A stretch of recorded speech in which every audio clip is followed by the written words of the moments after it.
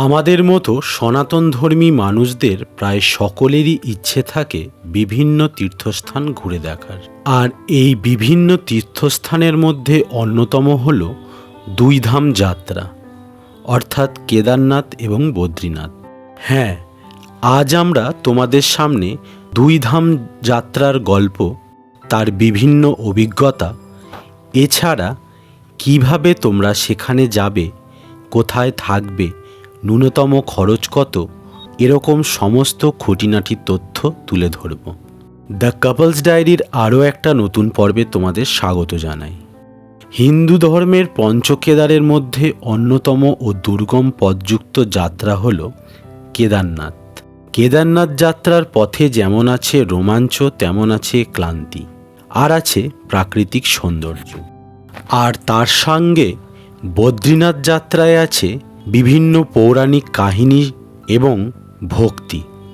আর তাই আজ আমরা খুব কম বাজেটে কেদারনাথ এবং বদ্রীনাথ যাত্রার গল্প তোমাদের সামনে তুলে ধরব। তাহলে চলো শুরু করি আজকের পর্ব। কেদারনাথ এই তীর্থস্থানটির কথা শুনলে যেমন মন বিচলিত হয়, এর যাত্রাপথটি কিন্তু ততটাই কঠিন।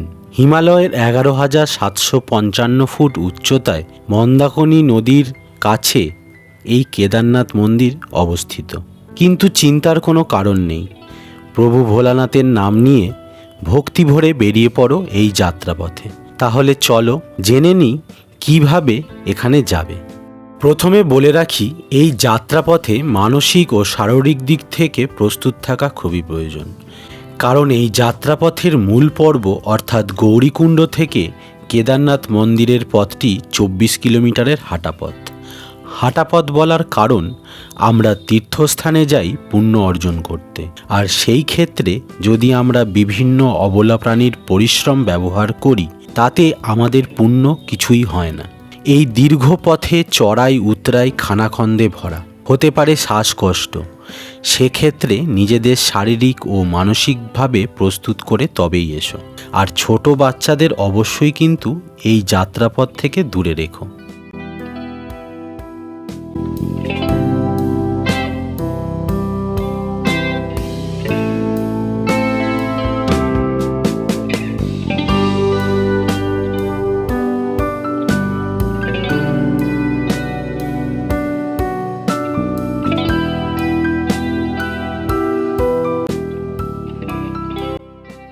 এবার আসি মূল পর্বে। প্রথমেই হাওড়া থেকে হরিদ্বারগামী ট্রেন, যেমন কুম্ভ এক্সপ্রেস, দুন এক্সপ্রেস, উপাসনা এক্সপ্রেসের মতো ট্রেনে করে চলে এসো হরিদ্বার। তারপর স্টেশন চত্বর থেকে অটো নিয়ে চলে এসো হোটেলে। স্টেশনের কাছাকাছি থাকার জন্য তোমরা হোটেল পেয়ে যাবে। আর যদি আমাদের মতো এক রাতে বাজেট রুম চাও, তাহলে আমরা সাজেস্ট করব স্টেশনের কাছেই রয়েছে ভারত সেবাশ্রম। সেখানে 600 টাকায় খুব সুন্দর রুম পেয়ে যাবে। নম্বর ডেসক্রিপশানে দিয়ে দিলাম, দেখে নিতে পারো। হোটেলে লাগেজ রেখে বেরিয়ে পড়ো হরিদ্বারের বিখ্যাত হরকিপৌরি ঘাটের গঙ্গা আরতি দেখতে।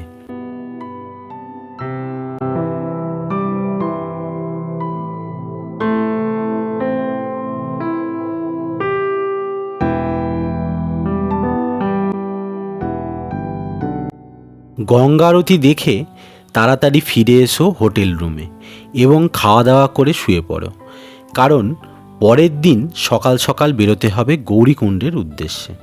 এই পথটাও কিন্তু প্রায় 7 ঘন্টার জার্নি।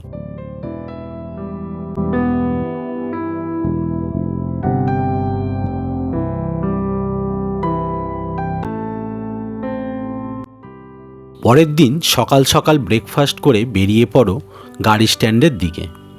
গাড়ি স্ট্যান্ডের থেকে যদি গাড়ি শেয়ারে বুক করো, তাহলে হরিদ্বার থেকে সোনপ্রয়াগের ভাড়া পড়বে মাথাপিছু 700 থেকে 1000 টাকা।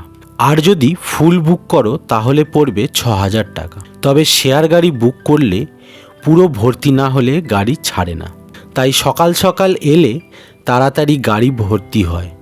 এছাড়াও গাড়ি স্ট্যান্ডের কাছেই বাস স্ট্যান্ড আছে, ওখানে মাথাপিছু 550 টাকা করে পড়ে হরিদ্বার থেকে সোনপ্রয়াগ যেতে। ব্যাস, এবার বেরিয়ে পড়ো সোনপ্রয়াগের উদ্দেশ্যে।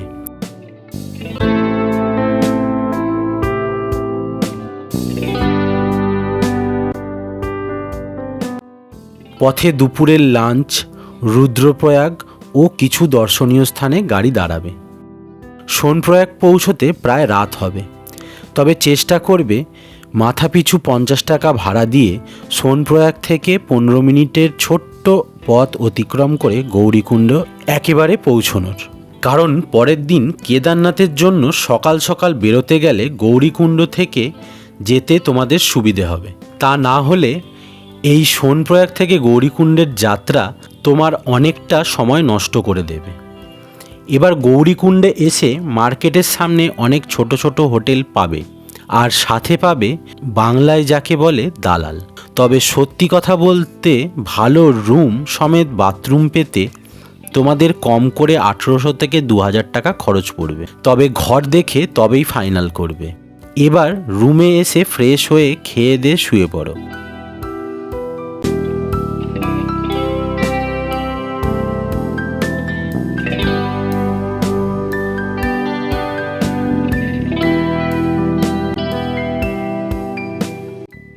পরের দিন সকাল সকাল উঠে ব্রেকফাস্ট করে প্রস্তুত করে নাও নিজেকে, কারণ আসল যাত্রা আজ।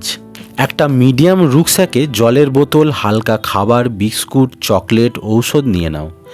আর জামা কাপড় বেশি নেবে না, যাতে ব্যাগ বেশি ভারী না হয়। এবার বাকি লাগেজ লকার রুমে রেখে ভোলেনাথের নাম নিয়ে বেরিয়ে পড়ো কেদারনাথের উদ্দেশ্যে। পথে অপূর্ব প্রাকৃতিক সৌন্দর্য, ঝর্ণা, খাদ, জঙ্গলকে পেছনে ফেলে ধীরে ধীরে এগিয়ে যাও মন্দিরের দিকে।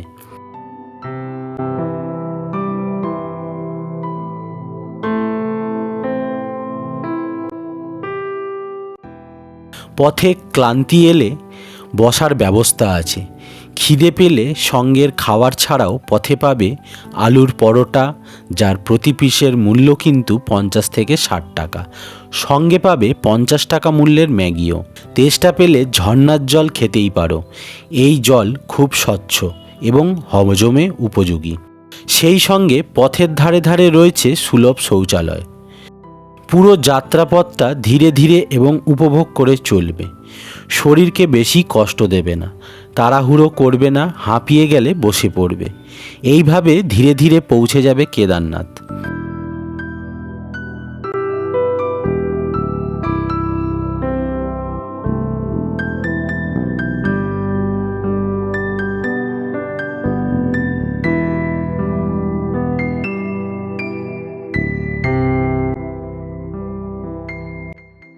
সেখানে পৌঁছে বিভিন্ন দামে ছোট বড় হোটেল পেয়ে যাবে।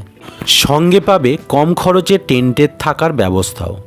রাতে পৌঁছে হোটেল বা টেন্টে লাগেজ রেখে রাতের খাবার নিয়ে চলে এসো, কারণ বেশি রাতে এখানে আর কিছুই পাবে না।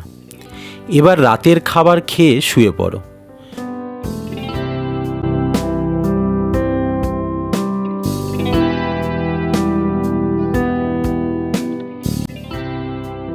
পরের দিন সকালে তুষারাবৃত হিমালয়ের কোলে নিজেকে এক স্বর্গানুভূতির অনুভব করতে পারবে।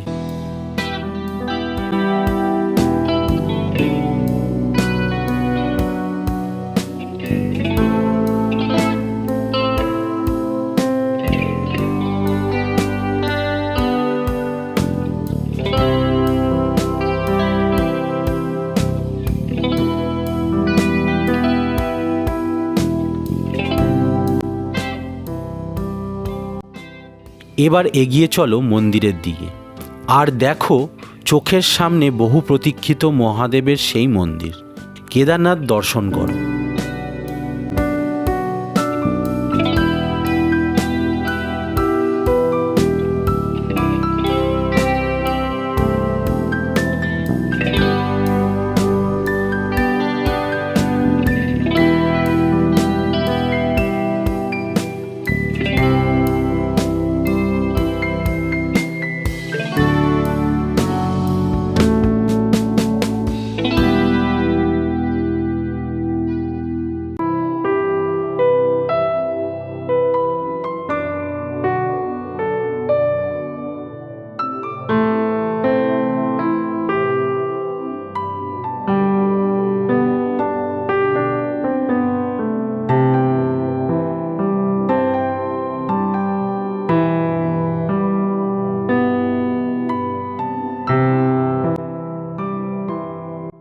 পুজো দিয়ে খেয়ে বেরিয়ে পড়ো কেদারনাথ থেকে 3 কিলোমিটার ওপরে অবস্থিত ভৈরব বাবার মন্দির দর্শন করতে। কথিত আছে ভৈরব বাবার মন্দির দর্শন না করলে কেদারনাথ দর্শন অসম্পূর্ণ হয়।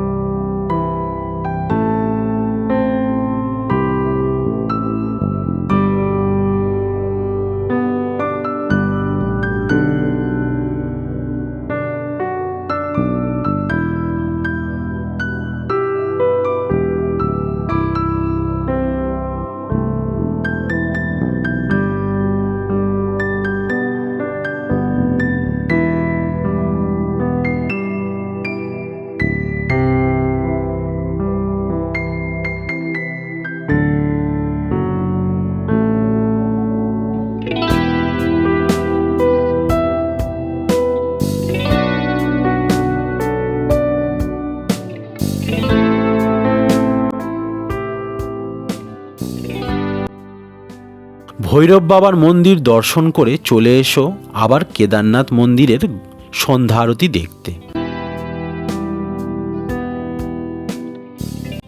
এ এক অপূর্ব দৃশ্য। সন্ধ্যা আরতি শেষ করে মন্দির চত্বরে ভালো করে ঘুরে রাতের খাবার নিয়ে চলে এসো রুমে।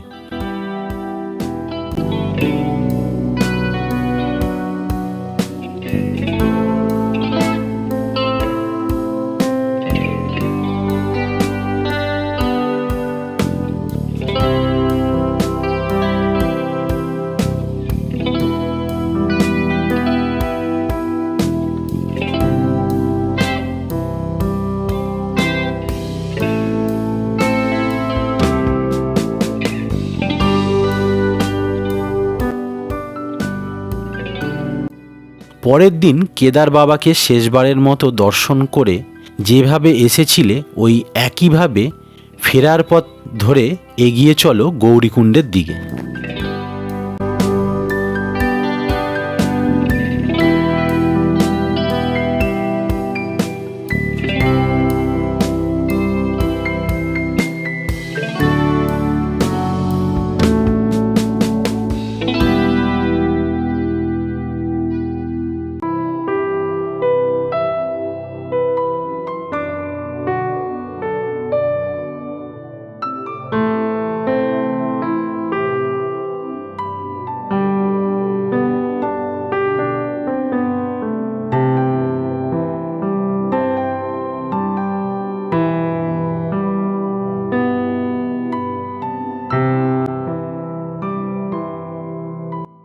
গৌরীকুণ্ডে পৌঁছে সেই দিনটা রাতে থাকার মতো একটা হোটেল নিয়ে নাও। পরের দিন সকালে উঠে ব্রেকফাস্ট সেরে রেডি হয়ে বেরিয়ে পড়ো বদ্রীনাথের উদ্দেশ্যে। গৌরীকুণ্ড থেকে বদ্রীনাথের দূরত্ব 107 কিলোমিটার, যেতে সময় লাগবে 7 ঘন্টা। প্রথমে গৌরীকুণ্ড থেকে বেরিয়ে গাড়ি করে চলে এসো যোশীমঠ এবং সেখান থেকে গাড়ি পরিবর্তন করে বদ্রীনাথ যাওয়ার গাড়ি করে বেরিয়ে পড়ো বদ্রীনাথ যাওয়ার উদ্দেশ্যে। খরচ পড়বে 200 থেকে 250 টাকা মতো।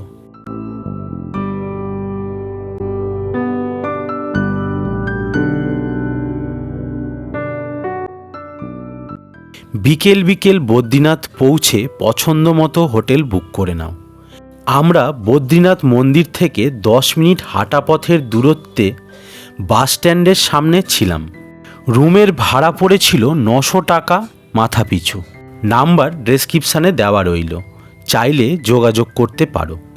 এছাড়া বদ্রীনাথে কম বাজেটের বিভিন্ন হোটেলের তথ্য নিয়ে আমাদের চ্যানেলে একটি পর্ব আছে, এটিরও লিঙ্ক ডেসক্রিপশানে দিয়ে রাখলাম, চাইলে দেখে নিতে পারো।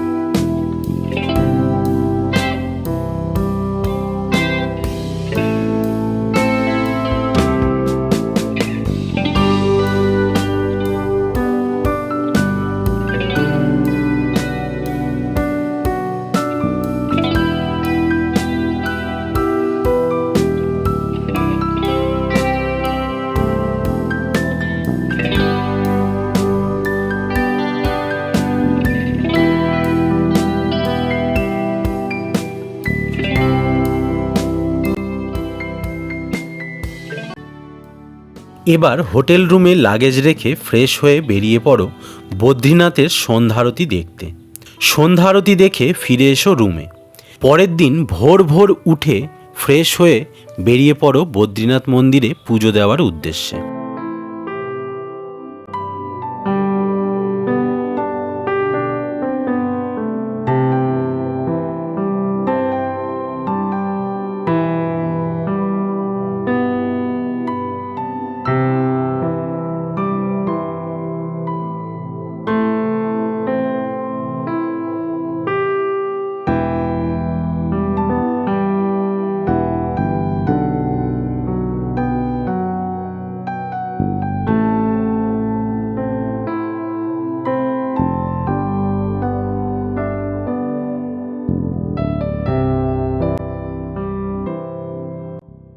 পুজো সেরে মন্দির সংলগ্ন এলাকায় সকালের জলযোগ সেরে বেরিয়ে পড়ো ভগবান বিষ্ণুর চরণ পাদুকা দেখতে। এখানে ভগবান বিষ্ণু পৃথিবীতে পদার্পণের প্রথম চরণ রেখেছিলেন।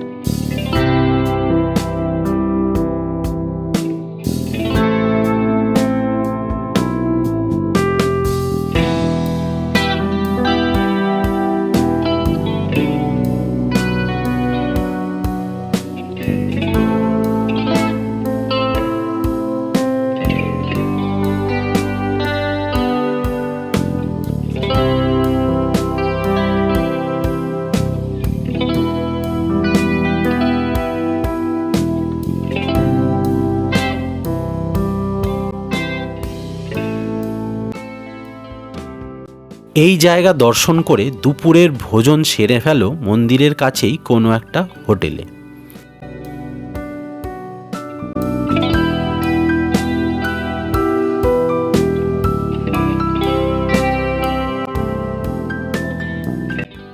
তারপর তোমরা যদি চাও মন্দির চত্বরে সময় কাটাতে পারো, উপভোগ করতে পারো পরম শান্তি, সঙ্গে সন্ধ্যা আরতি। সন্ধ্যা আরতি দেখে ফিরে এসো রুমে।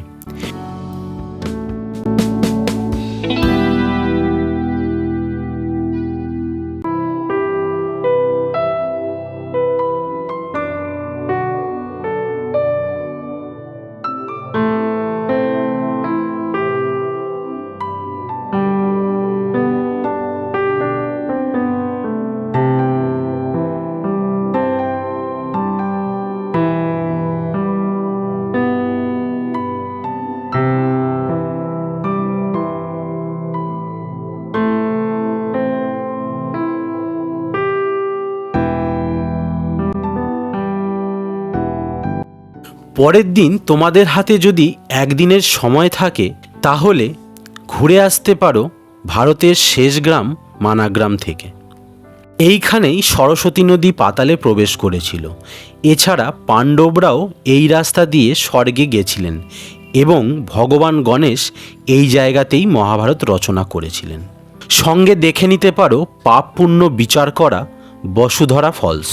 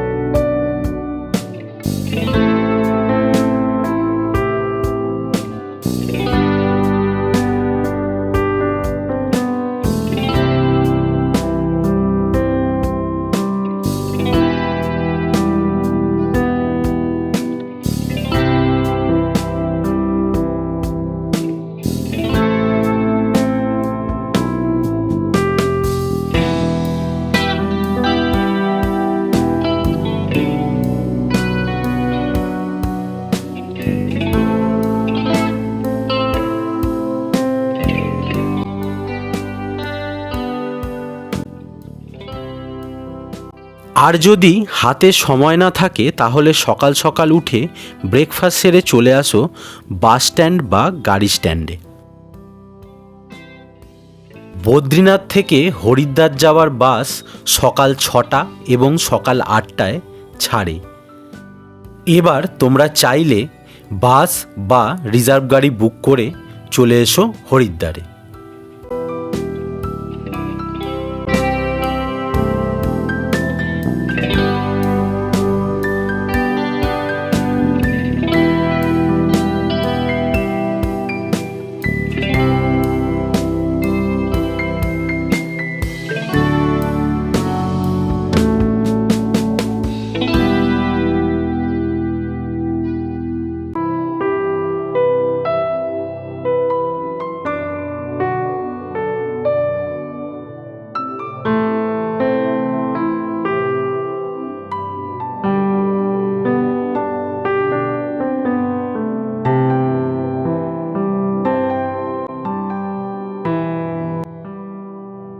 তাহলে এইভাবে প্ল্যান বানালে তোমরা ন্যূনতম কম বাজেটে পুরো কেদারনাথ এবং বদ্রীনাথ অর্থাৎ 2 ধাম ভ্রমণ অতি সহজেই করে ফেলতে পারবে।